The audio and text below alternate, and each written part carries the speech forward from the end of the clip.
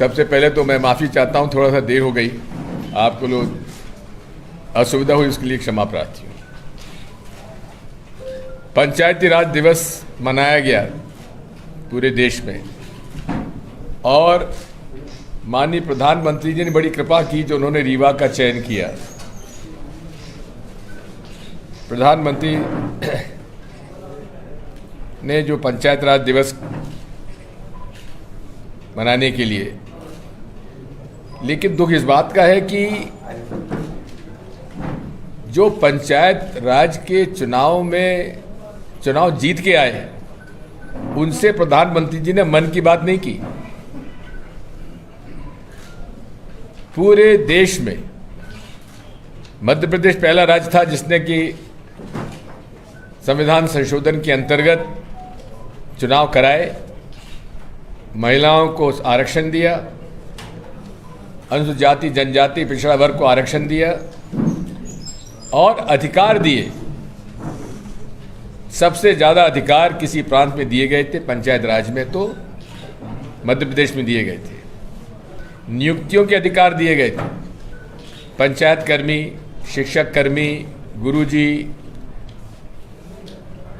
जन स्वास्थ्य रक्षक, गोपाल सेवक, गौ सेवक, इन सब का नियुक्ति के अधिकार पंचायती राज को दिए गए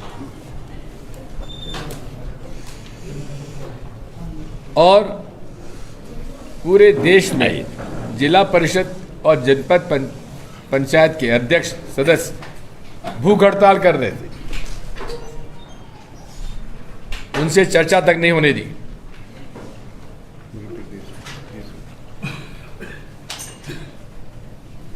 जितने पंचायत राज के जनप्रतिनिधि थे उनके सारे अधिकार छीन लिए गए और पूरा सरकारी तंत्र हावी है। मैन्युअलिस्ट टंगी हुई है कि काम 25% दो और जो काम चाहते हो ले जाओ। आप किसी सरपंच से पूछ लीजिए कि उसको पंचायत क्षेत्र में काम कराने के लिए कितनी राशि देनी पड़ती ऊपर से। पूरे मध्य प्रदेश में कलेक्शन होता है और वो हर महीने मुख्यमंत्री और पंचायत मंत्री के पास पहुंचता है।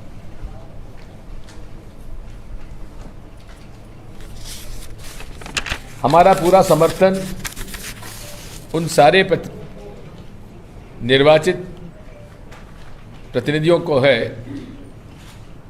कि जैसे ही सरकार हमारी बनेगी हम लोग 6 महीने के अंदर पूरे अधिकार इन्हें वापस देंगे। नियुक्ति के, स्थानांतरण के और राजस्व विभाग में अविवादग्रस्त नामांतरण बंटवारे के, ये सारे अधिकार इन्हें दिए जाएंगे। ग्राम सभा का हमने कानून अलग से बनाया था। इसी के साथ साथ पैसा कानून आदिवासी क्षेत्रों में लागू करने के नियम बना लिए थे, लेकिन इन्होंने उसको आज तक सही ढंग से लागू नहीं किया और पूरे तरीके से प्रदेश में जो अनुसूचित जाति जनजाति के लोगों को ज़मीनें हम लोगों ने बांटी थी, पट्टे बांटे थे, उन पर इस प्रदेश के सरकार, भाजपा की सरकार ने उन पट्टेधारियों के पट्टे कैंसिल किए और अभी पन्ना में और मैहर सतना में हमें शिकायत मिल रही है बहुत बड़े पैमाने पे कि भारतीय जनता पार्टी के पदाधिकारी लोग अनुसूचित जाति जनजाति के पट्टेधारियों से सस्ते में ज़मीन खरीदकर जिला कलेक्टर से इजाज़त लेकर ज़मीन ले लेते हैं और 8 से 10 गुना कीमत में 3 लाख की ज़मीन खरीदी और 1 महीने में 25 से 30 लाख की ज़मीन सीमेंट कंपनियों को बेच दी। ये बहुत बड़े पैमाने पे अनुसूचित जाति जनजाति के लोगों के साथ अन्याय हो रहा है। अब झूठों के सरदार श्री शिवराज सिंह चौहान लेकिन सरदार से बड़ा भी एक और सरदार दिल्ली में है, नरेंद्र मोदी। दोनों झूठों के सरदार हैं, एक देश का और एक प्रदेश का। अब हिम्मत देखिए शिवराज सिंह की झूठ बोलने में। उन्होंने कहा कि हमने मध्य प्रदेश में किसानों की आमदनी दुगनी कर दी। यही कहा। एक भी किसान इस प्रदेश का ये कह दे शिवराज सिंह चौहान के परिवार को छोड़कर, क्योंकि शिवराज सिंह चौहान के परिवार अपनी काली कमाई का पैसा नंबर 1 में कर रहे हैं और दूध सप्लाई और फूलों की सब खेती ये विदिशा के हैं। विदिशा में फूलों की खेती हो रही है। रहने वाले जैत में खेती नहीं करते, विदिशा में जाकर करते हैं। जैत में तो केवल रेत खनन का काम होता है। वहाँ जितना रेत खनन का अवैध काम होता है जैत में मुख्यमंत्री के घर में और उनके परिवार जो करते हैं, मेरा तो खुला आरोप है, उतना मैं समझता हूँ किसी के यहाँ नहीं होता होगा। इसी के साथ उन्होंने कहा कि कमलनाथ जी की सरकार ने प्रधानमंत्री आवास योजना के पैसे वापस मांग लिए। एक उदाहरण बता दीजिए, एक झूठों के सरदार। और बताना चाहते हैं हम कि कांग्रेस के राज में 2019 में 75,145 प्रधानमंत्री आवास और अप्रैल 2019 से मार्च 2020 तक 2,71,000 मकान, इस तरह से 3,46,000 मकान का निर्माण कमलनाथ जी की सरकार में हुआ था, जिसमें कि केंद्र सरकार का पैसा लगा 2,494 करोड़ और मध्य प्रदेश सरकार का कमलनाथ जी की सरकार में कांग्रेस सरकार का लगा 1,662 करोड़। ये आंकड़े प्रमाणित शासकीय आंकड़ों में से दे रहा हूं मैं। इस योजना में कमलनाथ सरकार ने कोई भी पैसा वापस नहीं लौटाया। सारा पैसे का सदुपयोग हुआ और पैसा मकान बने लोगों के। हमारा तो ये कहना है कि ये प्रधानमंत्री आवास योजना की शुरुआत किसने की? इंदिरा गांधी ने की थी। प्रधानमंत्री आवास योजना की शुरुआत उन्होंने की थी। डॉक्टर मनमोहन सिंह जी के राज में 2011 में सर्वे कराया गया था कौन कौन आवासहीन है, और उसी लिस्ट के आधार पर आज प्रधानमंत्री आवास योजना का बंटन हो रहा है। लेकिन हमारे समय शहर और ग्रामीण के आवास की आवंटन में फर्क नहीं था। भाजपा ने ग्रामीण क्षेत्र के आवासहीनों के साथ अन्याय किया है। 1,20,000 उनको देते हैं, जबकि 2.5 लाख देते हैं शहर के लोगों को। जबकि शहर से सीमेंट, लोहा, हर चीज़ शहर से ले जाना पड़ता है, उनका ट्रांसपोर्टेशन अलग लगता है। उसके बावजूद भी केवल 40% ग्रामीण क्षेत्र के आवासहीनों को दिया जाता है। हम लोग इस मामले में सोच रहे हैं कि अगर कांग्रेस सरकार आती है तो शहर और ग्रामीण आवास योजनाओं के जो पैसा है वो बराबर में पेमेंट किया जाए। बहुत बढ़िया। इसी के साथ साथ जल जीवन मिशन का एक और झूठ बोल दिया कि कमलनाथ जी की सरकार ने एक पैसा खर्च नहीं किया। अब ये योजना केंद्र सरकार ने 2019 में प्रारंभ की और 2019-20 में मध्य प्रदेश सरकार ने 615.65 करोड़ रुपए खर्च करके दिए, जिसमें 326 करोड़ रुपए आए केंद्र सरकार के, 288 लगे कमलनाथ राज्य सरकार के।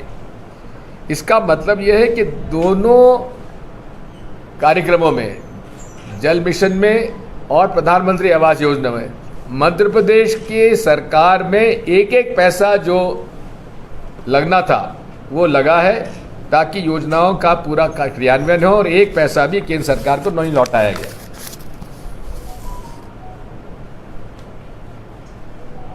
अब एक और वो उन्होंने एक झूठा वादा एक और कर दिया।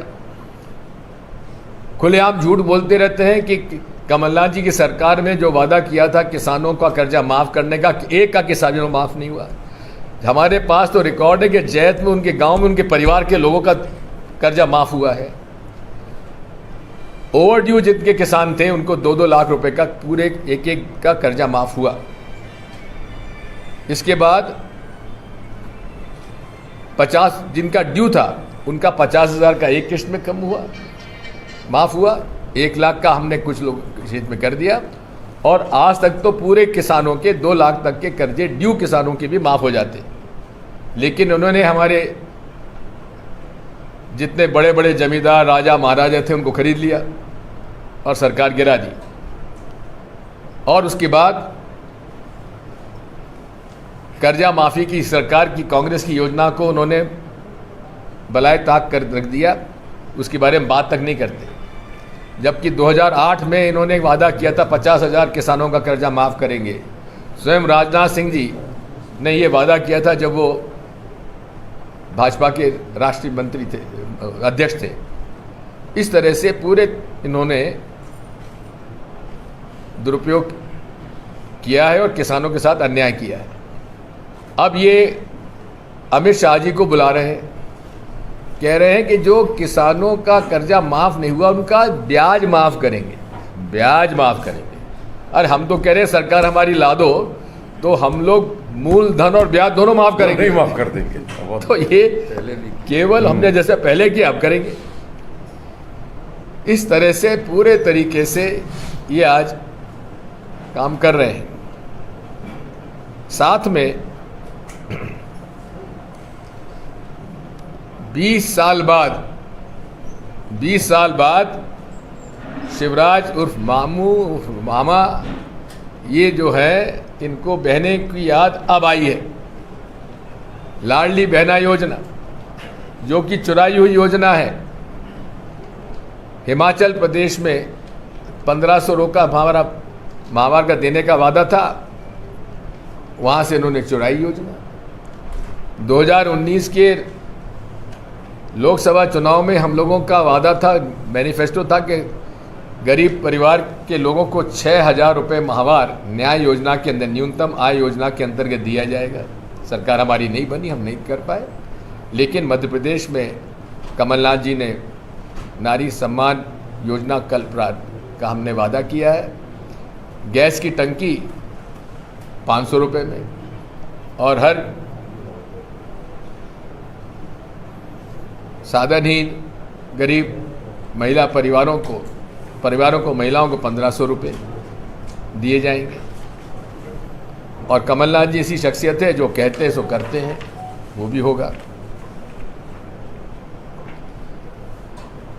पूरे प्रदेश में अनुसूचित जाति और जनजाति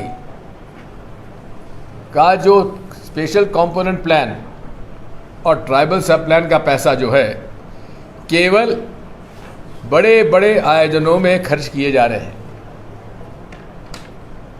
अब एक और बात सामने आई है कि इन इवेंट में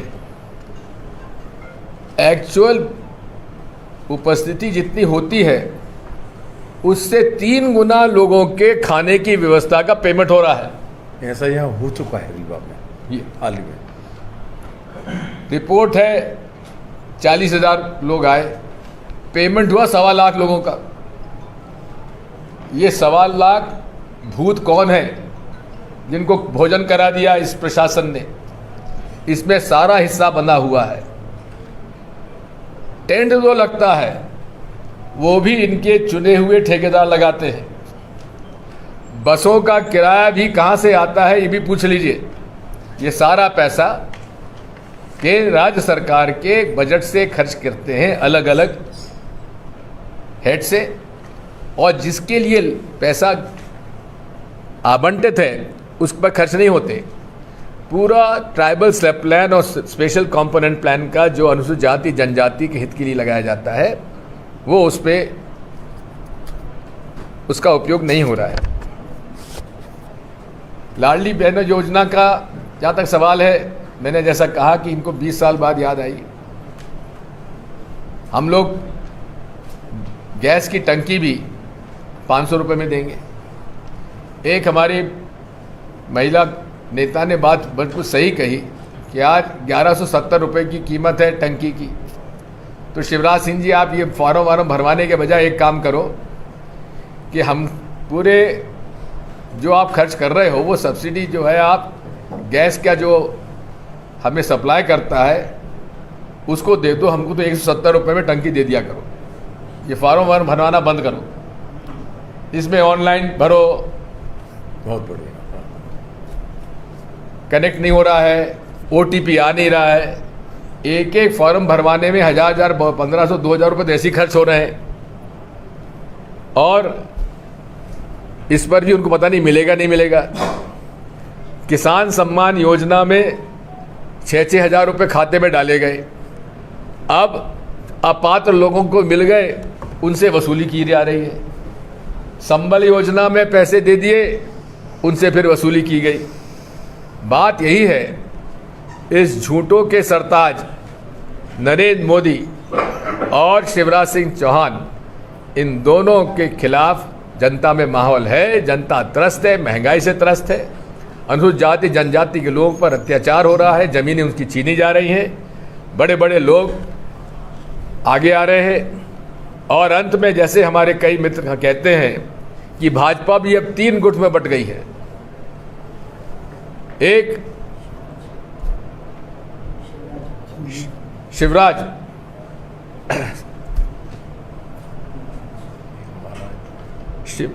भाजपा शिवराज भाजपा, दूसरी है महाराज भाजपा और तीसरी है नाराज भाजपा। तीसरी नाराज भाजपा में कौन लोग हैं? जो शिवराज भाजपा है वो तो 2003 से कमा रही है, लूट रही है। महाराज भाजपा को लूटने का समय मिला, ये 3 साल का इसमें लूट मचाई हुई है। अब नाराज भाजपा के लोग कह रहे हैं कि तुम ही क्यों लूट रहे हो, हमें क्यों नहीं दे रहे। ये नाराज भाजपा है वो, लेकिन उसके अंदर कुछ ईमानदार लोग भी हैं जिन्होंने चना खाकर और साइकिल पर चढ़ के जनसंघ के ज़माने से स्थापित किया, वो घर बैठे हुए हैं। अब कैलाश जोशी जी के सुपुत्र दीपक जोशी, कैलाश जोशी जैसा ईमानदार व्यक्ति हमने राजनीति में नहीं देखा। साइकिल पर चलते थे और कोई गांव का बस से चलते थे, कोई गांव की शादी ब्याह गमी छोड़ नहीं सकते थे, कथा। और दीपक जोशी जो कि ABVP के प्रांतीय अध्यक्ष थे, जब शिवराज सिंह चौहान उनका कार्यकर्ता हुआ करते थे, लेकिन शिवराज सिंह चौहान जब इनकी पत्नी बीमार हुई दीपक की, एम्बुलेंस तक उन्होंने नहीं भेजी। जबकि शिवराज सिंह चौहान ये भूल जाते हैं कि हमारी सरकार में जब उनका एक्सीडेंट हुआ था पूरा खर्चा हम लोगों ने व्यवस्था की थी। तो ये इसी के साथ साथ कैलाश जोशी जी की मूर्ति उनके गांव में लगाने के लिए इन्होंने घोषणा करी है, लेकिन ज़मीन दी ना मूर्ति बनवाई। कमलनाथ जी से जाके मिले, 3 मिनट के अंदर ज़मीन भी दिलवाई और मूर्ति के लिए पैसा भी दिलवाया। ये सारी बातें मैं नहीं कह रहा हूँ, दीपक जोशी खुद कह रहे हैं, वो आपके बीच में भी आएंगे। इसी के साथ साथ अनेक ऐसे प्रकरण हैं। अभी आप देखा होगा भंवर सिंह शेखावत ने राजवर्धन सिंह दत्तीगांव के खिलाफ क्या नहीं कहा। सट्टा, जुआ, रेता, खदान वसूली चल रही है। तो ये 3 कैटेगरी के हैं। शिवराज भाजपा के श्री भूपेंद्र सिंह, श्री नरोत्तम मिश्रा, महाराज भाजपा के तो सभी हैं, और नाराज भाजपा तो आप जानती हो रीवा में भी है। साथियों, ये सब बातें हैं, और आज हमें और निखरा जी आए हैं, सिरमौर और देवतालाब जाएंगे। हमारे मंडल, सेक्टर और BLAs की हम लोग मीटिंग ले रहे हैं। मैं बधाई देता हूं यहाँ की जिला कांग्रेस को और हमारे प्रभारी जी प्रताप भानु जी को। बहुत अच्छे ढंग से इन्होंने पूरी व्यवस्था की है, और सब जगह पूरा हमारा अटेंशन अब पोलिंग बूथ मैनेजमेंट पर है, क्योंकि उसमें हम पिछड़ जाते थे। फर्जी ये वोटर लिस्ट बनवा लेते थे, और उस पर हम लोग जांच पड़ताल कर रहे हैं। एक पोलिंग बूथ पर 100 150 के फर्जी मतदाता हमें मिल रहे हैं, उनके सब नाम कटवा रहे हैं। तो हम लोग जहां जीतना चाहिए 10,000 से जीत पाते थे 2-3 हज़ार से, और 5,000 की नीचे की जो हमारी जीत थी उस पर चली जाती थी। इस बार कमलनाथ जी ने पूरे तरीके से पोलिंग बूथ, सेक्टर, मंडल में बांट दिया।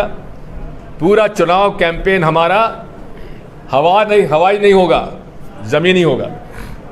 सेक्टर, मंडल, बूथ लेवल पर हमारा सारा काम होगा। इसीलिए हम और निखरा जी यहाँ आए हैं। कोई प्रश्न पूछना चाहते हैं तो पूछ लीजिए, एक एक करके जी। क्या कहेंगे? बजरंग बली का नाम इस समय सभाओं में भी गूंज रहा है। आज कर्नाटक के चुनाव बजरंग बली का नाम कब से नहीं गूंज रहा है?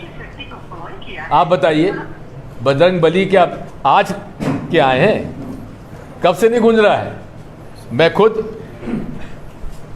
पाठ करता हूँ, हनुमान चालीसा मैं खुद करता हूँ रोज 5। इनके पास और कुछ है क्या? महंगाई बढ़ गई, नौकरी मिल नहीं रही, भ्रष्टाचार चरम सीमा पर। उनको तो मौका बचे हिंदू मुसलमान करने के। अरे बजरंग पूनिया जिसने देश के लिए मेडल जीता, पहलवान बजरंग पूनिया धरने पर, और इनको वो बजरंग दल, जिस बजरंग दल के अंदर ISI पाकिस्तान को जासूसी करने वाला सतना का आपका बलराम सिंह, उस पर चुपे क्यों है? उस पर नेशनल सिक्योरिटी एक्ट क्यों नहीं लगाया गया? जमानत उसकी कैसे हो गई?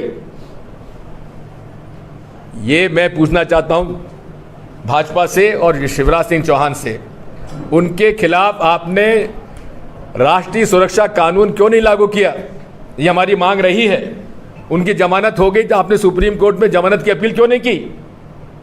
क्या बात करेंगे ये? मध्य प्रदेश में पहले भी कांग्रेस की हालत ठीक ठाक रहती थी, अभी भी ठीक ठाक है, लेकिन क्या संगठन आपका ठीक हो गया है मध्य प्रदेश के अंदर? उसी में लगे महाराज। सर सिक्योरिटी का एक बहुत बड़ा इशू अभी हुआ है, डेटा सिक्योरिटी का। पिछले दिनों कांग्रेस ने इसको रेज किया था। यहाँ पे लाडली बहना योजना के जो फॉर्म भराए गए, महिलाओं के नंबर ग्राम पंचायतों में चस्पा किए गए बाहर। एक बड़ा खतरा ये हो सकता है साइबर क्राइम का। आप लोग जो फॉर्म भरा रहे हैं उसमें भी मोबाइल नंबर का प्रावधान है। कैसे डेटा सिक्योर हो पाएगा? क्या उसको कॉन्फिडेंशियल रखेंगे या फिर ऑप्शनल रखेंगे? बात यह है, मैं खुद इस मामले में शुरू से कहता आया हूँ, कांग्रेस पार्टी कहती आई है, आधार कार्ड, हर चीज़ के लिए तो आधार कार्ड मांगा जा रहा है। क्या आधार कार्ड में सारी जानकारी उपलब्ध नहीं रहती है? तो ये भाजपा जो है, और विशेषकर मोदी और अमित शाह, ये पूरे देश का डाटा चोरी कर रहे हैं, एक।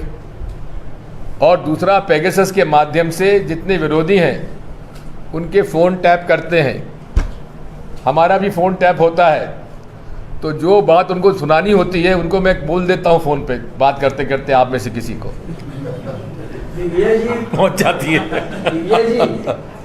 अभी आपको अभी जनता में भ्रम की स्थिति बनी हुई, बड़ा भ्रामक सा बना है कि आपको बहुमत दिया 2018 में जी जी, और हाँ, 18 में। 18 में। और अब इस बार भी लोगों के मन में है कि हम तो इनको सत्ता दे देंगे, लेकिन ये ऑपरेशन लोटस में इनके अरे ऐसी सत्ता दो, 150 पार करा दो तो खरीद ही ना पाए लोग। पीएफआई और बजरंग दल पर प्रतिबंध लगेगा, ये घोषणा पत्र में होगा।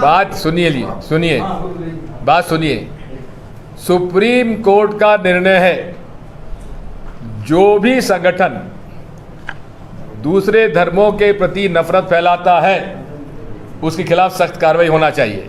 ये हमारा स्टैंड है। सर, नारी सम्मान योजना में जो 500 रुपए दिए जा रहे हैं सिलेंडर में, 1500 रुपए प्रतिमाह महिलाओं को, हाँ। लेकिन महिलाओं के मन में एक और टेंशन है कि वह देंगे तो पैसा में, लेकिन हमारा ही पैसा टैक्स के रूप में हमसे वसूलेंगे, क्योंकि मध्य प्रदेश के ऊपर ऑलरेडी कर्जा चढ़ा हुआ, तो आप उसको कैसे मैनेज करेंगे? एक बड़ा सवाल है। ये प्रश्न आपको पूछना चाहिए था भाजपा के मुख्यमंत्री जी से, प्रेस कॉन्फ्रेंस ही नहीं करते भाजपा क्योंकि के हमारी मुख्यमंत्री। सरकार आएगी तो हम बताएंगे कैसे करेंगे। अफरीक हमले को किस नजरिए से देखते जी? हैं? अफरीक के ऊपर जो हमला हुआ जिससे उसकी मौत हुई है, उसको आप किस नजरिए से देखते हैं? दो बातें हैं। अतीक अहमद वहाँ का माफिया डॉन था और उसके क्रिमिनल रिकॉर्ड था उसका। उसके बेटे ने खुलेआम उमेश पाल का मर्डर किया। मर्डर करने पे इनकाउंटर हुआ तो वह सही इनकाउंटर हुआ, लेकिन कोई भी व्यक्ति जो बंदी बनाया हुआ है, पुलिस कस्टडी में है, उस पर 2-3 प्रश्न उठते हैं। क्या जरूरत थी कि 10 बजे जाके जांच कराई जाए रात को? एक दूसरी यह है कि उसका जब अस्पताल में पोर्च तक जाने की व्यवस्था है तो बाहर क्यों गाड़ी रोकी? तीसरा, अहमदाबाद से लाने तक सारी मीडिया और पुलिस ने अतीक साहब कहाँ वो अतीक अहमद कहाँ वो पेशाब कर रहा है वहाँ तक आप दिखा रहे हैं, और तब जब मौका आया तो दन गोली में मार दी गई। तो ये और वो शुरू से कह रहा है, सुप्रीम कोर्ट को कहा कि मेरी हत्या कर देगी पुलिस, यहाँ की यूपी के पुलिस। ये साफ कहना मैं पूछना चाह रहा हूँ आपसे कि इसके पीछे कौन लोग थे जिन्होंने हत्या कराई, ये आपसे कहना पूछना चाह रहा हूँ। तो ये जांच का विषय है ना, ये तो हिंट से बता सकते हैं ना? अरे हिंट तो आप बताइए ना। आप बता दीजिए हिंट, मैं हाँ नाम बोल दूंगा। करप्शन की बात हुई, जैसे रीवा में भी जो बात होती है, यहाँ सबसे बड़ा मैटर कांग्रेस ने रेज किया कि जमीनें जो दी गई, आपके टाइम पे भी रिडेंसिफिकेशन में काम हुआ, लेकिन उसके बाद अभी जो पिछले 10 सालों में काम हुआ उस पर 18 में भी एक बहुत बड़ा मैटर रेज हुआ था कि इस पे इन्वेस्टिगेशन होनी चाहिए। पूरा चुनाव लड़ा गया, नहीं हुआ।